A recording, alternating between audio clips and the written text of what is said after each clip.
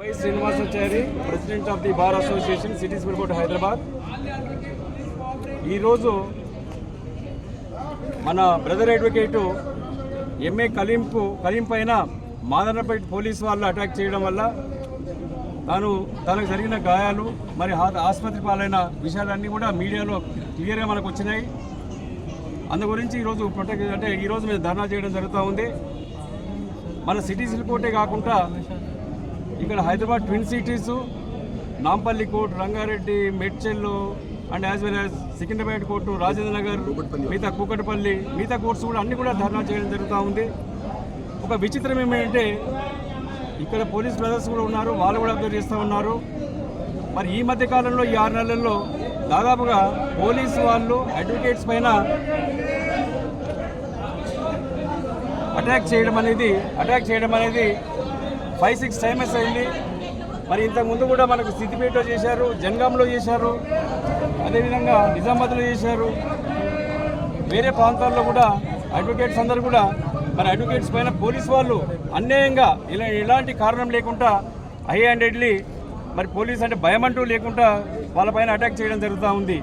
మరి ఖలీల్ గారి విషయానికి వచ్చినప్పుడు క్లియర్గా తాను ఇంతకుముందే చెప్పాడు, అక్కడ ఉన్న ఈ 2 బెడ్రూమ్ పోర్షన్స్ ఏవైతే ఉన్నావో వాటి గురించి ఈ లోకల్ అంటే సైదాబాద్లో ఉన్న ఈ చెంచల్గూడ దగ్గర ఉన్న సైదాబాద్లో ఉన్న 2 బెడ్రూమ్ పోర్షన్స్ ఏవైతే గవర్నమెంట్ కట్టించిందో ఆ లోకల్ వాళ్ళకే అలాట్మెంట్ చేయాలన్న ఉద్దేశంతో తాను హైకోర్టులో కూడా యాజ్ ఎ లాయర్గా 21 మెంబర్స్ తరఫున ఒక రీట్ పిటిషన్ కూడా 15 months బ్యాక్ ఫైల్ చేయడం జరిగింది.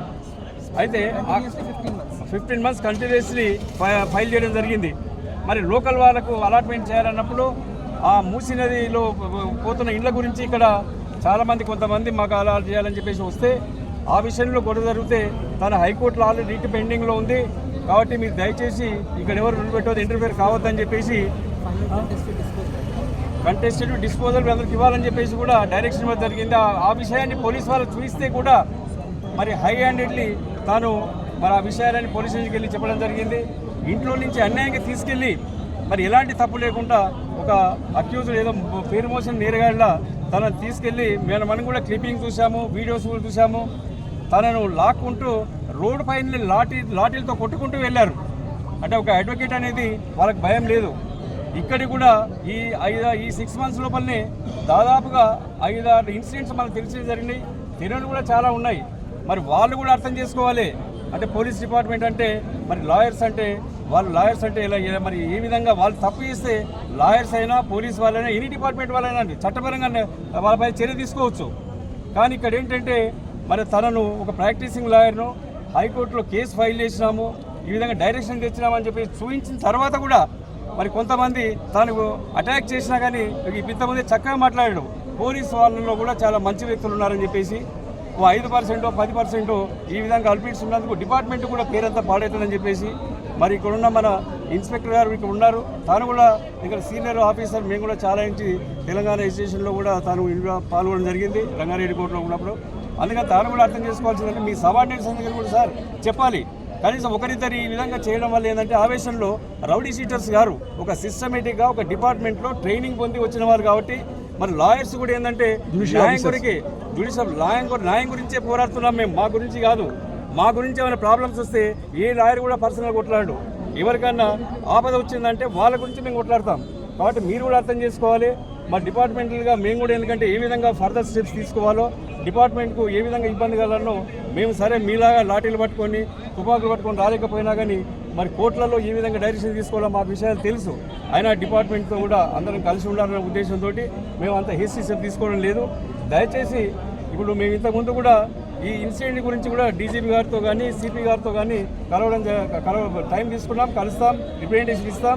ఎందుకంటే స్టేషన్లో పోతే మరి పై స్థాయికి పోవడం కొద్దిగా ఇబ్బంది అవుతుంది కాబట్టి డైరెక్ట్గా అక్కడి నుంచి వెళ్ళేసి కన్సర్న్ పోలీస్కి వెళ్తాం. ఒకటే ఈ ఇన్సిడెంట్లో ఎవరైతే ఈ ఖలీల్ను మరి అటాక్ చేసి చాలా కొట్టడం తీసుకెళ్లేటప్పుడు కూడా ఏంటంటే వాళ్ళ దగ్గర నుంచి పోలీస్ వ్యాన్లో కూడా తనను కొట్టడం జరిగింది. అక్కడ వెళ్ళిన తర్వాత కొట్టి కింద పడేసిపోయారు. ఫొటోస్ కూడా చూసాము. మరి వాళ్ళ పేరెంట్స్ వాళ్ళ ఫ్రెండ్స్ అందరూ తీసుకెళ్ళి ఉస్మానియా హాస్పిటల్ తీసుకెళ్ళి ట్రీట్మెంట్ చేసి తీసుకురావడం జరిగింది. ఇది చాలా అన్యాయము, దారుణము.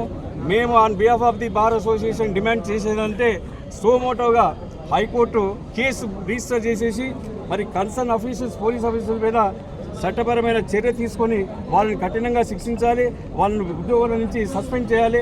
మరి మిగతా వాళ్ళకు కూడా ఏంటంటే భయం అనేది ఉంటుంది, అడ్వకేట్స్ అంటే కూడా గౌరవం ఉంటుంది. కాబట్టి మరి ఇలాంటి విషయాలు మళ్ళీ రిపీట్ కాకుండా మీరు కూడా అందరూ కూడా ఒక సిస్టమేటిక్గా మీ డిపార్ట్మెంట్లో కూడా చెప్పుకోవాలని చెప్పేసి ఈ మీడియా ద్వారా మీ అందరికీ కూడా నేను రిక్వెస్ట్ చేస్తూ ఈ ఇన్సిడెంట్ ఇంతటితో ఆపకుండా మళ్ళీ ఫ్యూచర్లో జరగకుండా ఖచ్చితంగా చట్టరీత్యా మరి మేము చేసే స్టెప్స్ తీసుకుంటాం. ఖచ్చితంగా డీజీపీ కానీ, చీఫ్ జస్టిస్ కానీ, తర్వాత సిపి కానీ, తర్వాత బార్ కౌన్సిల్ చైర్మన్ కానీ మిగతా కన్సర్న్ వాళ్ళు కూడా మేము అందరినీ కూడా కలిసి రిప్రజెంటేషన్ ఇచ్చేసి కఠినంగా చర్య తీసుకుంటాం. Mean while we demand the high court of Telangana to take suo motu case and register case against the concerned police and suspend them permanently. So ఈ ఇన్సిడెంట్ మేము జరిగినందుకు బార్ అసోసియేషన్ తరఫున కూడా మేము ఇన్సిడెంట్ ఖండిస్తున్నాం. మరి ఇలాంటి సిచ్యువేషన్స్ రాకుండా కూడా మనందరం కూడా ఐకమత్యంతో, లాయర్స్ అందరం కూడా ఐకమత్యంతో ఉండి ఇలాంటి ఇన్సిడెంట్ జరిగినప్పుడు మన ఐక్యత చూపించే అవసరం ఉంది. కాబట్టి నేను డిమాండ్ చేసేది ఒకటే, కన్సర్న్ పోలీస్ ఆఫీసర్ సస్పెండ్ చేయాలని చెప్పేసి కోరుకుంటున్నాం. Thank you very much.